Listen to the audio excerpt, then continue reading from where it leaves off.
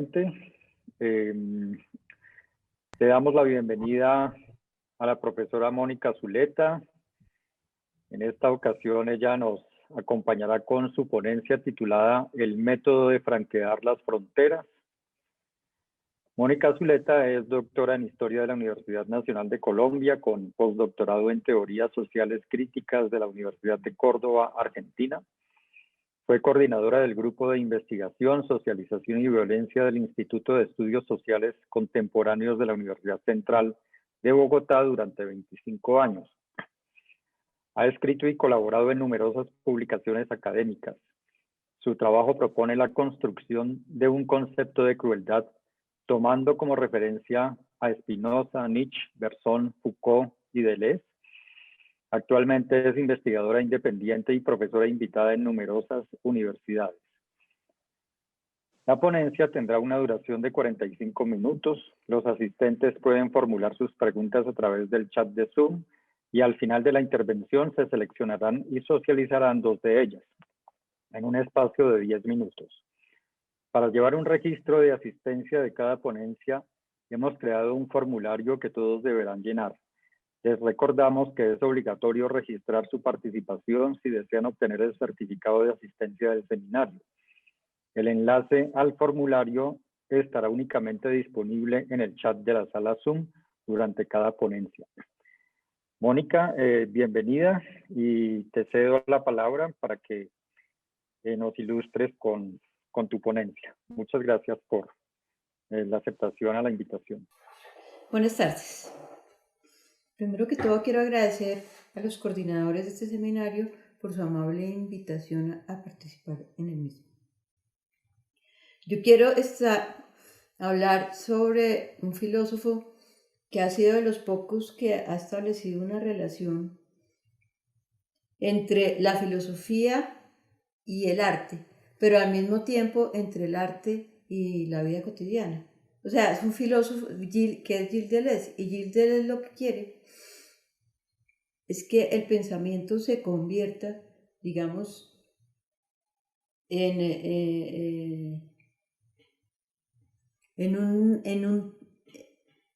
un modo de transformación de nuestra vida. Que a través del pensamiento cambiemos el mundo. Él lo dice así, a través del pensamiento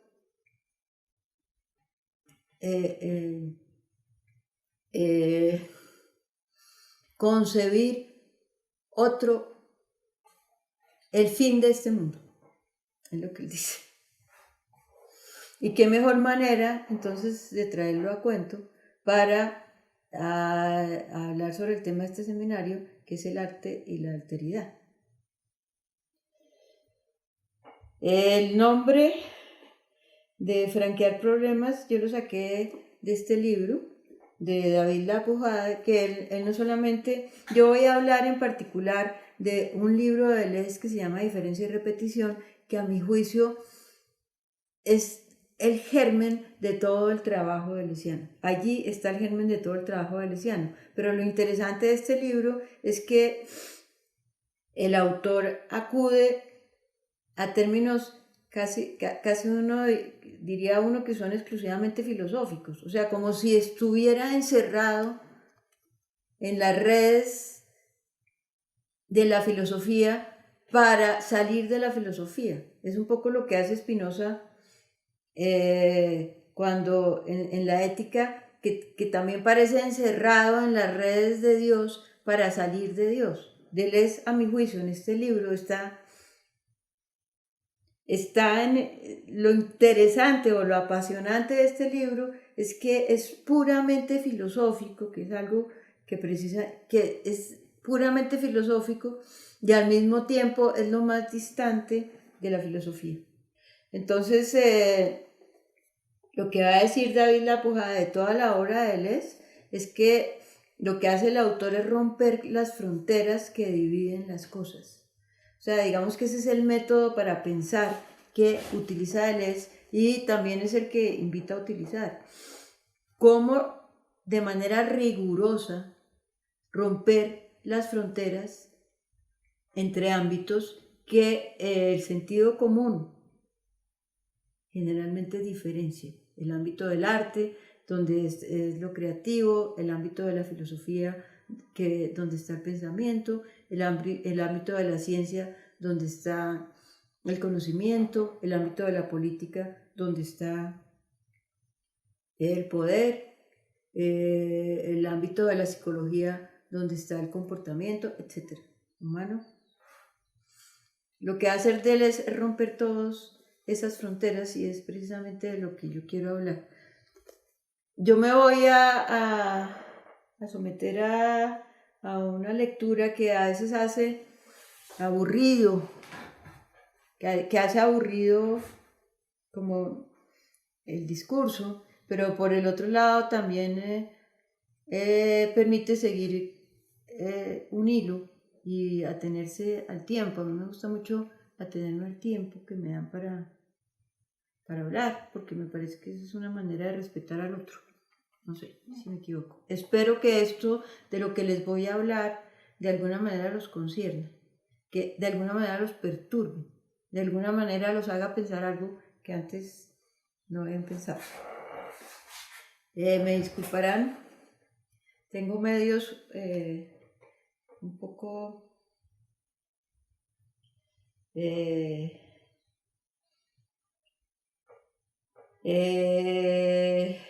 no cuento con medios tecnológicos porque estoy en una finca. Y aquí, por ejemplo, se da la luz permanentemente. O el internet no funciona, entonces no sé si pueda estar en vivo en la conferencia y prefiero entonces hacer esta grabación. Empieza así la introducción. Dice, desde hace un tiempo he venido examinando la crueldad. La inquietud surgió de los análisis de los hallazgos de varios estudios sobre la violencia política colombiana, que insinuaban que había algo más, pero que yo era incapaz de verlo. Al principio concebí la violencia como un asunto psicológico, como efecto de la incapacidad de un pueblo supuestamente enfermo e ignorante de usar la razón. Más adelante la consideré como una cuestión sociológica, como una consecuencia de procesos de socialización que están dinamizados por la injusticia y por todo tipo de prácticas avasalladoras y colonialistas, propiciadas por unas élites sanguinarias y mediocres que se mantienen en el poder gracias a la complicidad de sectores que les sirven y los apoyan. Un poco después la entendí como un asunto transversal, relativo a una sociedad segregada y tercermundista que por consensos mayoritarios y a la vez por imposiciones colonialistas ha puesto en marcha todo tipo de modos corruptos de organización, en los que introduce la ilegalidad en las formas legales como mecanismo distributivo de beneficios y dádivas y de trabajo y riqueza. Aunque esas formulaciones se fueron complejizando, había un ámbito que fue invisible para mí por mucho tiempo, que expresaba el problema de la crueldad. Solo apareció recientemente, cuando examiné el discurso intelectual escrito en el siglo pasado sobre la guerra campesina colombiana entre integrantes de los partidos políticos tradicionales que tuvo lugar en los mediados del siglo. Se calcula que esa guerra dejó cientos de miles de muertos como resultado no solo de enfrentamientos entre bandos armados, sino de las masacres perpetuadas por los bandos ayudados por las élites y apoyados por la policía y el ejército, a personas indefensas que murieron bajo las torturas más execrables. También se calcula que dejó cientos de pueblos destruidos y arruinados, multitudes errantes de sobrevivientes que se han desplazado desde entonces de aquí para allá. El discurso evaluado está lleno de disensos. Sus autores provienen de distintos oficios, en la política, en la academia, en la religión, en la economía, en la cultura. Asimismo, recoge diferentes momentos conflictivos del país, como el de las luchas agrarias de las primeras décadas del siglo o el de la guerra campesina de los años 50, hasta llegar a los conflictos de carácter revolucionario que se iniciaron en la década de los 60 y a las transformaciones que con el narcotráfico sufrieron después. Igualmente, ese discurso expresa un rango amplio de idearios, desde los de la extrema derecha hasta los del ala más radical de la extrema izquierda. Del mismo modo se expresa en diversos formatos: opiniones, investigaciones, estudios, análisis, teorías, discursos, diarios, crónicas, entrevistas, etc. Finalmente manifiesta cambios en los acuerdos sobre el rol que está autorizado para decir la verdad y sobre el lugar desde donde se permite que se diga. de las élites y sus representantes en el escenario de la política tradicional, se democratiza y pasa a todo tipo de movimientos políticos, intelectuales, académicos y culturales, y otra vez se restringe y vuelve a las élites, pero en el papel de gremios, empresarios y tecnócratas. Sin embargo, el discurso está atravesado por un gran consenso, a pesar de toda esa cantidad de disensos. La mayoría de autores, que está compuesta por hombres, que se reconocen además como blancos y de prestigio, consideró como legítima la violencia en contra de sus opositores y no criticó los actos de crueldad hacia personas indefensas de ambos bandos, sino los justificó como necesarios cuando los cometieron los partidarios. A veces ni siquiera los vio. Entonces, esa mayoría no atacó propiamente los actos de crueldad, sino apreció como normal, primero, que el valorado como superior, sin importar que fuera amigo o enemigo, no solo le hiciera daño a través del abuso al considerado como inferior, sino además le sacara provecho. Y segundo, que los considerados como superiores fueran los hombres, entre comillas, blancos y prestigiosos, mientras los valorados como inferiores fueran, entre otros, los pueblos vencidos y desarmados, las comunidades más pobres y fracturadas, las mujeres, las personas más viejas o más jóvenes, en suma, los más débiles. En el caso de Colombia se ha construido un círculo vicioso en el que la confrontación violenta entre amigos y enemigos se alimenta de la crueldad hacia el juzgado como el inferior, y a su turno esa crueldad es la excusa de la confrontación porque le da sentido. Resolví entonces hacer una crítica de la crueldad que atravesara la moral en la que se escuda. Primero examiné los prejuicios que nutren a la filosofía moderna, porque estos a su vez nutren las explicaciones más predominantes sobre la violencia en Colombia. Es que es cierto, la mayoría de los autores se acogen a los presupuestos de la filosofía moderna para dar explicaciones sobre la guerra campesina de los años 50. Entonces mi examen ha considerado las maneras en que figuras filosóficas de la modernidad entendieron el acto de pensar, especialmente Hobbes, Spinoza y Kant. Y en este momento está examinando las maneras en que esos abordajes han sido contradichos por algunos filósofos rebeldes más contemporáneos, que también son figuras como Nietzsche, Bergson, Deleuze y Foucault. El examen de los prejuicios filosóficos ha puesto sobre la mesa dos asuntos coincidentes con el discurso que evalué sobre la guerra campesina. El primero se refiere a que la filosofía dominante actúa como cualquier ideología y usa argumentos morales de persuasión que buscan convencer. Nietzsche dijo al respecto que aunque se independizó de la religión, la filosofía conservó el germen sacerdotal con el que garantiza la bondad de su objeto, es decir, de la naturaleza del pensamiento y de la voluntad del pensador.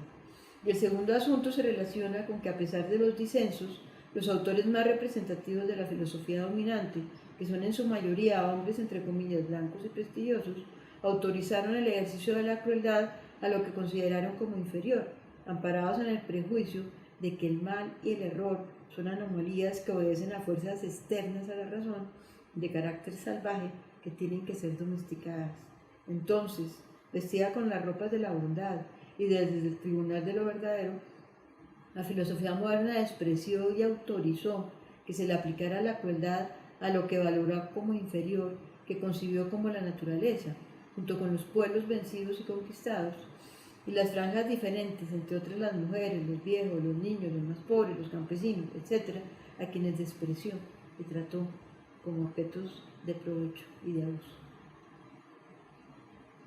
En diferencia, llama la atención, a mí siempre me ha llamado la atención que la filosofía no hable de la crueldad, como si la crueldad efectivamente fuera un asunto externo al pensamiento, como si la crueldad fuera algo malo, del que la filosofía, que como solo se ocupa de lo bueno, no se puede ocupar.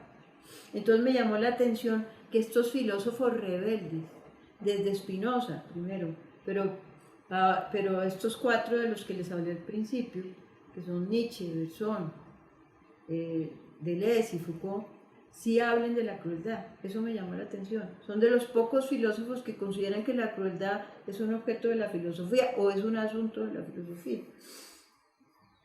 Entonces, contradecir a los filósofos modernos con estos filósofos que de alguna manera lo que hacen es poner en evidencia las semejanzas entre filosofía y religión, me pareció que era el mejor camino para entender, digamos, por qué el pensamiento está estructurado en la crueldad, porque la crueldad es invisible. Es que hace unos días, hace unos meses, en una estación de policía se murieron 9 personas ahogadas por un fuego, no sé quién lo causó, pero estaban como testigos 20 policías que parece ser que los dejaron morir ahogados. Y la respuesta del gobierno frente a ese hecho y también de gente que apoya al gobierno ha sido que esos que murieron merecían morir de esa manera, porque eran delincuentes y estaban presos. Es así, y que la policía a veces se equivoca, pero en la mayoría de los casos no se equivoca, que su actuación tenemos que verla como una actuación apropiada. Uno dice, oiga, pero ¿qué es lo que nos está pasando? Por favor, ¿qué es lo que nos está pasando? Bueno, eso que yo lo miré de una manera tan, digamos, detallada, porque hay una gran literatura que trató el tema de la guerra campesina precisamente por su extrema crueldad. Entonces, eso que yo miré de esa manera tan detallada, lo que me puso en evidencia es que esa crueldad de la que habla la literatura es negada por la misma literatura, que a la literatura que habla de ella no le interesa la crueldad. Y mirando la filosofía moderna y los prejuicios en los que se basa, en los que se sustenta, o los prejuicios que guarda esa filosofía, me encuentro con esa misma crueldad, que para los filósofos modernos fue normal el proceso de exterminio indígena, que para los filósofos modernos es normal que los pueblos que no sean los blancos o sean exterminados o sean colonizados o sean sometidos a las más terribles digamos, actividades abusadoras, que eso es normal, porque tienen que ser domesticados o porque sencillamente no valen la pena, no importa, así como es normal para ellos que la naturaleza, eso que entendieron por naturaleza, o sea, eso que no es humano, más bien, para ponerle un nombre distinto, eso que no consideran humano, sea asimismo despreciado y pueda ser abusado. Es que llama la atención, o sea, llama la atención que nosotros nos comamos ese cuento, que nos lo sigamos comiendo y no solamente eso, sino que además sigamos actuando en consecuencia, llama la atención. Yo no sé si las cosas que a mí me llaman la atención son tan evidentes que no vale la pena fijarse en ellas, pero a mi juicio, mientras no encontremos maneras de convertir esa crueldad en otra cosa, pues digamos, no vamos a finalizar con este mundo. Este mundo, no le vamos a poner fin a este mundo. O sea, el problema no es que encontrar acuerdos de paz, el problema no es que empecemos a respetar al enemigo, el problema es que empecemos a ver al débil, a lo que se acepta como débil y que en consecuencia se acepta que sea abusado, porque no tiene valor, porque se desprecia. A mi juicio ese es el gran problema. Mientras eso no quede en evidencia, nada va a cambiar. Todo va a volver a comenzar. El círculo vicioso en el que estamos metidos vuelve y juega. Nosotros aquí usamos la crueldad, digamos, como el alimento de esta violencia perpetua en la que vivimos, de esta guerra permanente en la que vivimos. Pero en otros lados usan la crueldad como alimento de, digamos, de su posición dominante. En eso no somos diferentes. Entonces, por eso quiero hablar de diferencia y repetición, porque precisamente, como va a mostrar, Deleuze evidencia la crueldad de la filosofía. En diferencia y repetición, Gilles Deleuze hace una crítica radical a la filosofía moderna.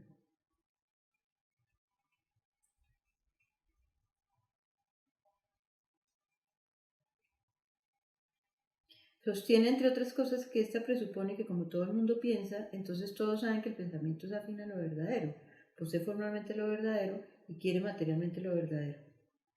Y que entonces, bajo ese presupuesto que instituye al sentido común como lo prefilosófico, la filosofía convierte al pensamiento en algo inofensivo, que es sin embargo realmente monstruoso, en el aliado del poder establecido, en una máquina de resonancia que defiende, que generaliza y que perpetúa los valores mayoritarios de una época.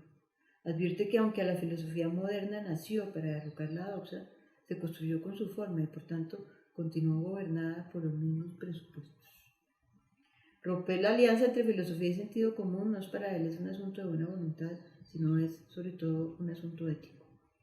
Presento a continuación su propuesta para hacerlo, y a través de la misma quiero hacer una invitación a lidiar alegremente con el momento que estamos viviendo, en este año 2020 de catástrofes, fascismos, autoritarismos, enfermedad, muerte, abusos y crisis de todo tipo.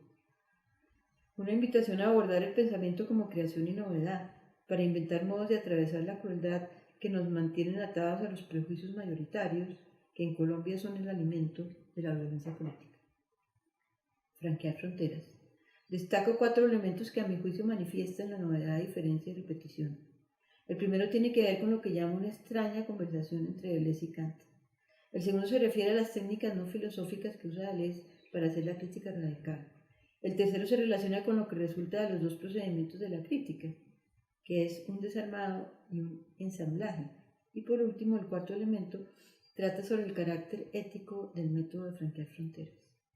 Entonces, en primer lugar, el libro parece que ser un homenaje a Kant, pero cínico y también irónico. En la obra Crítica a la razón pura, Kant estableció que la razón no es un asunto divino sino humano, al gobernarse de modo inmanente por unas leyes de carácter trascendente. Dijo también que está innatamente predeterminada a alcanzar unos fines representativos y que cuenta para lograrlo con un conjunto de facultades en el que cada una está a sí mismo predeterminada a cumplir una función que armoniza con la de las otras. En la obra Diferencia y repetición, Gilles Deleuze mantuvo una extraña conversación con Kant. Utilizó sus fórmulas de trascendencia e inmanencia, pero a través de lo que llamó crítica radical, cuestionó los postulados de innatismo y armonía de las facultades y reveló maneras en que estos apresan el pensamiento y lo conducen por el camino de lo ya conocido. El autor usa el lenguaje kantiano y acepta varios de sus postulados, como el de facultades mentales que actúan por leyes trascendentales en tanto son a priori universales y a la vez funcionan de modo inmanente porque sus actuaciones son intrínsecas y no dependen de variables exteriores. Más aún, cada capítulo trata de modo distinto la fórmula yo es otro, que él le atribuye a la concepción de tiempo kantiano. Según él, esa fórmula se refiere al momento en que el simulacro hace explotar el fundamento, cuando un pedazo de fondo indiferenciado emerge en la superficie y entonces la superficie se refleja en ese fondo y disuelve sus formas. En ese momento, dice Deleuze, en ese momento de cara a cara, surge el pensamiento, en tanto una línea abstracta vacía de tiempo. En segundo lugar, vale la pregunta de si Deleuze subvirtió a Kant, si lo volvió otra cosa. Es cierto que empleó nociones de la crítica de la razón pura, pero las transformó e introdujo reinterpretaciones de poskantianos que relacionaron de otra manera las categorías del entendimiento y las intuiciones de la imaginación, que acercaron a Kant a Leibniz y lo alejaron de la visión empiricista. Para él es tanto el cogito kantiano como el cartesiano presuponen el acuerdo de la armonía entre las facultades que predetermina una relación de correspondencia entre el yo soy y el yo pienso, tanto en el sentido común como en el buen sentido, y establece que la forma del objeto a captar es la misma para todas las facultades. Entonces, dice Deleuze, aunque Kant fue el filósofo moderno de la representación que llegó más lejos, comprometió el aparato conceptual de sus críticas a la moral de la representación, que supone que el pensamiento goza de una naturaleza recta que la filosofía debe perseguir. Usó entonces fórmulas de Kant, pero las tamizó a través de técnicas no filosóficas, manera como propuso hacer una crítica radical a la filosofía representativa. Afirmó que los valores morales son la estructura de la representación y que en consecuencia no importan las diferencias o matices entre concepciones, ni importa que la filosofía moderna haya introducido la estética como medio para luchar contra los dogmas, que tanto la filosofía antigua como la moderna, la empírica como la racional, se construyeron con supuestos religiosos, según los cuales, de un lado, el pensamiento posee una buena naturaleza y el pensador posee una buena voluntad, y de otro el pensamiento no erra, y el pensador erra por ilusiones que deben pasar por la crítica, o por eventos aleatorios, o por fuerzas extrañas a la voluntad, como la locura, la estupidez o la maldad. Aseguró por último que lo que ha caracterizado a la filosofía ha sido su complicidad con los poderes dominantes, que su alianza con el statu quo se manifiesta en una extrema crueldad que toma la forma del convencionalismo, que apoya al poder, que impone los valores de las mayorías y abusa de las minorías, que en ese sentido la filosofía es tan sierva y tan cruel como la servidumbre y el abuso que promueve. Las técnicas no filosóficas le permitieron a Deleuze suspender la acción de los prejuicios, desbaratar los conceptos y volverlos a armar o inventar nuevos. Le sustrajo a la literatura las técnicas de la novela policial, de la ciencia ficción y del doble. Al arte visual le sustrajo la técnica del collage. A las matemáticas le sustrajo el método del cálculo diferencial. A las ciencias naturales de Samuel Butler, las nociones fantásticas que entreveran la ficción y la verdad, y al psicoanálisis y al marxismo la visión estructuralista. Sostuvo que el propósito de la filosofía no es resolver un problema general, sino es intervenir en una situación local, que los conceptos cambian con los problemas o varían sus esferas de influencia o actúan en relación con dramas o obtienen su coherencia no de su interior sino de afuera. Afirmó asimismo que la filosofía debe romper las barreras entre experiencia y razón a través de la formulación de conceptos que no tengan por origen un espacio y un tiempo concretos, sino que sean la causa de lo concreto, que tampoco sean intemporales o eternos, sino intempestivos o de un tiempo por venir, y que no posean un horizonte estable, ni un centro y una periferia predeterminados, sino uno móvil, estén descentrados y se desplacen de su periferia. Igualmente que la filosofía debe traspasar los muros que han separado tradicionalmente el saber de la ignorancia y la realidad de la ficción para recorrer en cambio los caminos abiertos por el arte y por la ciencia. Ironizó y satirizó la historia de la filosofía, pero rigurosamente. La atacó mientras empleó varios de sus conceptos, o insertó concepciones anteriores en posteriores, o equiparó filósofos considerados como de niveles desiguales, incluso como opuestos, o transformó el talante de los filósofos mediante la técnica del doble, que aplicó sobre todo a Kant, al que volvió radical y desobediente, a la vez que usó su terminología. Animado por el cuento de Borges, Pierre Menard, autor del Quijote, hizo una ficción de la historia de la filosofía, del modo como lo hizo el autor, que a través del personaje de Menard se volvió el doble de Miguel de Cervantes y le escribió el Quijote idéntico y a la vez completamente diferente. En tercer lugar, la crítica radical practica dos tipos de operaciones. El primer tipo, que tiene un talante desarmador, deshace las relaciones entre componentes y desnaturaliza las anexiones de los conceptos filosóficos más importantes, a revelar que están aglutinados a través de presupuestos morales. El segundo, que tiene un talante ensamblador, plantea nuevos conceptos a través de los aglutinantes no filosóficos, con los que pega fragmentos que toma de las nociones desarmadas, a los que les extrae las cargas representativas. Las operaciones de desarmado se componen de tres movimientos que cuestionan la historia oficial de la filosofía. En el primero, el autor relevó las características de un concepto autónomo de diferencia a través de una reinterpretación de las concepciones sobre empirismo y dialéctica, trascendencia e inmanencia, y condición y génesis, de la que deriva la noción de simulacro como espacio nietzscheano. En el segundo movimiento evidenció las características de una noción de repetición que funciona como potencia de la diferencia, a través del replanteamiento del tiempo kantiano, del que surge una comprensión nueva del concepto nietzscheano de eterno retorno.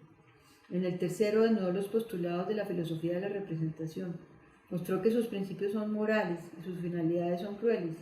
Asimismo planteó una alternativa, una filosofía del subfondo en vez de la superficie, la misosofía, que no obedece principios sino sigue las reglas del espacio del simulacro, que tiene el orden temporal del eterno retorno, en el que la diferencia produce la repetición y la repetición selecciona la diferencia, y que usa la crueldad no como un fin, sino como el medio para que se active la potencia o genitalidad del pensamiento, la necedad. Por medio de las operaciones de ensamblaje, precisó la noción de idea, un pensamiento que nace en el pensamiento, un acto de pensar que se engendra en su genitalidad, y la noción de intensidad, el proceso de individuación de las ideas que sucede bajo la superficie extensa, en el que se despliega su potencia de diferencia en tanto dramatización precuantitativa y precualitativa. De lo anterior resulta entonces el concepto novedad de Deleuze que denominó sistema símbolo, una multiplicidad compuesta de multiplicidades, una criatura extraña constituida por dos piezas asimétricas en la que cada una también tiene dos piezas que están acopladas por una tercera. La primera pieza corresponde a las ideas, el ámbito distinto oscuro de la pura virtualidad, donde reside la potencia creativa de la criatura, un mundo compuesto por las fuerzas de un inconsciente diferencial que de un lado es indeterminado y del otro está diferenciado en singularidades preindividuales determinables. La segunda pieza corresponde a las formas, el ámbito de la pura actualidad, donde la potencia creativa de las ideas se materializa en objetos concretos que son de un lado cualidades y del otro extensiones. La tercera pieza corresponde a la intensidad, el enganche, donde la potencia creativa de las ideas se encarna en factores individuantes que dan lugar a campos de individuación a ser actualizados en estados de cosas. La criatura tiene a lo problemático como su lógica de funcionamiento. El problema pone en comunicación a las piezas del sistema, la idea, la intensidad y la actualidad, a través de operaciones de perplicación que funcionan de acuerdo a las reglas del cálculo diferencial. La primera operación es la complicación, el estado del problema que retiene el caos, porque la idea está indeterminada pero está diferenciada, al comprender todas las series intensivas que son el cuerpo de las series ideales. La segunda operación es la implicación, el estado del problema en el que las series intensivas resuenan entre sí, unas son implicadas por otras que a su vez se implican y generan los campos de individuación en tantos centros de envolvimiento, series de intensidades que son envolturas y series que son envueltas, series de intensidades que son resolventes de problemas y series que son resueltas. La tercera operación es la explicación, que es la actualización de la idea según los campos de individuación. Es la resolución del problema que determina las tendencias de integración y diferenciaciones de las formas que se expresan en las cualidades y partes que constituyen la superficie que se percibe. La criatura, sin embargo, no se agota en el proceso de actualización. Hay una cuarta operación, la replicación, que se refiere a la persistencia del problema en el movimiento que lo explica, al remanente de la solución que corresponde a la potencia de transformación del sistema. Deleuze denominó estructura a otro a esa operación en la que se diferencia la envoltura de lo que está envuelto, en la que los mundos posibles son la envoltura del proceso de actualización que envuelven, si bien solo existen entreverados en el mismo. Aseguró que la operación de replicación es el pasaje a otros mundos, que hacen parte de la envoltura del mismo proceso de actualización, mundos que se preperciben a través de formas que no están explicadas, sino están implicadas. Dijo finalmente que esos mundos posibles conducen al ámbito de la idea cuando se deshacen las formas, para dejar a las singularidades desplegarse, distribuirse en la idea pura y a los factores individuantes repartirse en la pura intensidad. El movimiento de la criatura va de lo virtual a lo actual, de las ideas a su actualización. Vale entonces la pregunta sobre el origen de las ideas, puesto que para Kant estas son suprasensibles y él rechaza de tajos el presupuesto religioso que impone a Dios pero disfrazado de ilusión. Las ideas tienen para él es el origen del azar, del juego vital, que no tiene reglas preestablecidas, sino afirma el azar en cada tirada, independientemente del resultado, que siempre es ganador, porque es una novedad. Para él, el arte es el juego humano que más se asemeja al juego de la vida, es aquel que da derecho a seleccionar ciertos problemas del conjunto que afecta a cada uno y del que no se puede librar. Es lo que convierte la impotencia que hace que los humanos, cada ser humano, se pliegue sin remedio a fuerzas externas, en libertad de elegir un ámbito problemático, en un imperativo que actúa como una impronta marcada a rojo vivo sobre nuestros nombres. Las funciones de la criatura, sus acciones, lo que le permite desplegarse.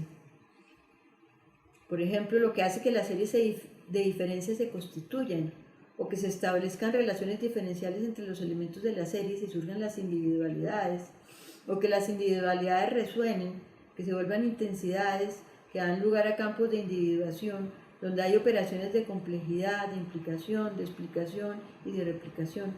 Esas nociones que describen la actividad de la idea son para el autor nociones fantásticas, que pertenecen al mundo de los simulacros y de los fantasmas, que entreveran la estética filosófica y la artística, al dar cuenta de los modos en que la génesis de la experiencia se manifiesta como una obra de arte, en que la experimentación hace parte de las formas estéticas y del arte.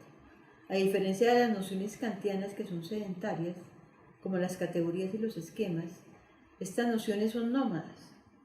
Deleuze las define como complejos de espacio-tiempo transportables por doquier que imponen su propio paisaje, que planta su tienda allí donde se posan, aunque sea por un momento. Finalmente, diferencia y repetición es un método para pensar que está simultáneamente aplicado. No solo caracteriza el modo de pensar que plantea como génesis de la novedad, sino también usa esa caracterización en la formulación de conceptos nuevos. El método entonces destruye y construye, cuestiona, propone y aplica. Es la estrategia del autor para batallar con las 4 reglas de la representación, la identidad, la semejanza, la oposición y la analogía, que convierten al pensamiento en reiteración universal de lo ya conocido y al pensador en repartidor de la reiteración en sujetos y objetos concretos. El procedimiento confunde esas barreras sedentarias, las mezcla bajo las reglas que gobiernan al nomadismo porque complejizan los problemas al dividirlos y subdividirlos internamente, porque los envuelven los unos en los otros, a la vez que diferencia a cada uno de su envoltura, y también porque los explican a través de su solución en la formación de cualidades y partes. El método es entonces una ética, a diferencia de otros que apelan a la neutralidad y la objetividad, como el criticismo de Kant.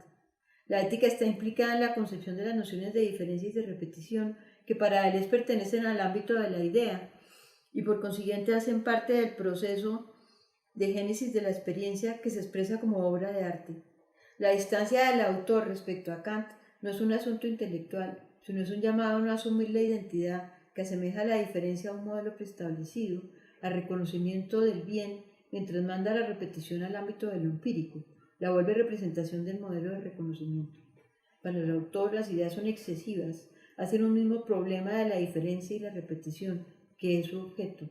Poseen un interior y un exterior que involucran a la diferencia como su potencia de descentramiento y de divergencia, a la vez a la repetición como su potencia de desplazamiento y de disfraz. Distinguió 3 tipos de repeticiones que tienen relaciones distintas con la diferencia. La primera es la repetición mecánica o física, que denominó repetición desnuda, porque es superficial, visible a la percepción.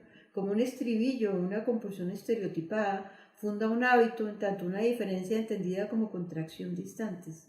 La segunda es la repetición profunda, o de la memoria, que denominó repetición vestida, porque actúa entre los grados y niveles de lo superficial, desplazándose y disfrazándose al pasar de uno a otro. Es intrínseca y coextensiva, y como está envuelta debe ser interpretada, comprende la diferencia contraída y la totaliza. Da como ejemplo de lo anterior la idea de poesía que corresponde al exceso del lenguaje. En la idea de poesía, las series verbales adquieren sentido en función de la designación de las precedentes.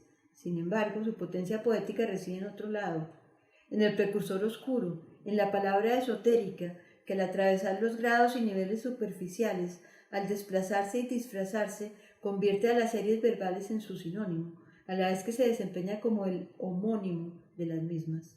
Entonces, la idea de poesía presenta una repetición secreta que organiza las series y produce la diferencia, si bien parece que el poema concreto resultara de darle una identidad al precursor oscuro, de encarnarlo en un estribillo, momento en que las series verbales se organizan en estrofas y tiene lugar una repetición desnuda.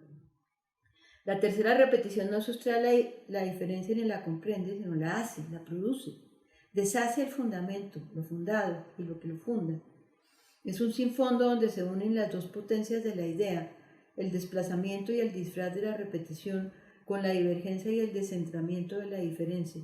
Es una falta de fundamento que deshace el ritmo del hábito y el círculo de la memoria. Es un no ser, una línea recta que establece como horizonte, que recoge todo en cierta manera y en cierta otra destruye todo y en una tercera manera selecciona todo. Es una línea que distribuye las otras dos diferencias al producir el espejismo que las afecta, pero sin el error en el que caen.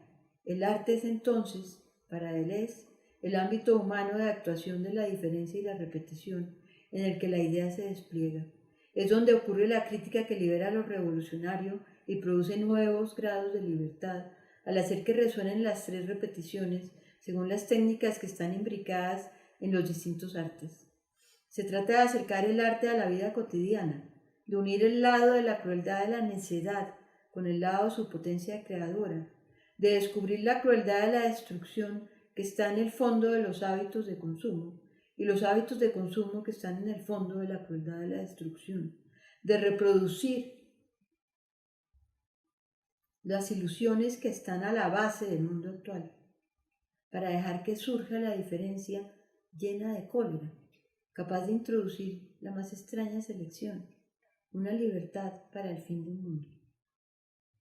Diferencia y repetición puede ser considerado un manifiesto para hacer filosofía en el terreno del arte. Escrito en el 68, como otras obras de filósofos franceses, buscaba sencillamente la novedad, que la filosofía dejara de ser parte de lo reiterativo y que en vez de tener por objeto a la representación, tuviera por objeto a la invención. De estilo barroco, porque sigue apegado a la filosofía de la que se quiere separar, usa el lenguaje filosófico moderno, pero como lo hizo Spinoza en la Ética, que solo habla de Dios para deshacerse del concepto de Dios, Deleuze solo habla de Kant para deshacerse del concepto de representación. Dos cosas son fundamentales de su propuesta. Hacer una crítica radical no consiste en cuestionar el contenido de algo, en cambiar un valor por otro valor, sino consiste en abandonar los prejuicios al develar el valor de los valores. Y pensar supone una actitud ética, no en el sentido religioso de la salvación o ideológico de la denuncia, sino en el sentido del derrumbamiento de los estandartes que hacen que el pensamiento solo sea posible si alimenta el ejercicio del poder, o mejor, que hacen que pensar sea reiterar lo ya conocido. La ética así concebida no es bella ni es buena, sino es cruel, pero no porque busque someter, sino porque busca la destrucción de las condiciones de lo habitual para hacer que surja la génesis de lo nuevo. Busca hacer de la crítica aquello que Kant no fue capaz de hacer por convencionalismo. Busca convertir a la filosofía en misosofía, en un pensamiento sin imagen en el que la cuestión deje de ser cómo debo pensar según las maneras habituales de sentir, de percibir y de valorar, y se convierta en cómo llegar a sentir lo que no puede ser sentido, cómo llegar a captar lo que no puede ser captado, cómo llegar a pensar lo que no puede ser pensado. Supone atravesar la representación para desbaratar los cercos que hacen del pensamiento parcelas manejadas por señores feudales que se lo han apropiado de antemano y que buscan mantener sus privilegios a como dé lugar. El método de franquear fronteras no aborda una cuestión lógica o cognitiva, no opta por seguir un camino en vez de otro, no propone un esfuerzo mayor de la inteligencia. Afirma que hay que destruir el pensamiento que domina para que surja el sinfondo, la intensidad que permite pensar algo. Que la crueldad no es solo un hecho social o una acción humana, sino es la estructura del pensamiento como tal, que por eso el tirano y sus seguidores son lo mismo, porque nadie es superior ni exterior a lo que lo alimenta. Muchas gracias.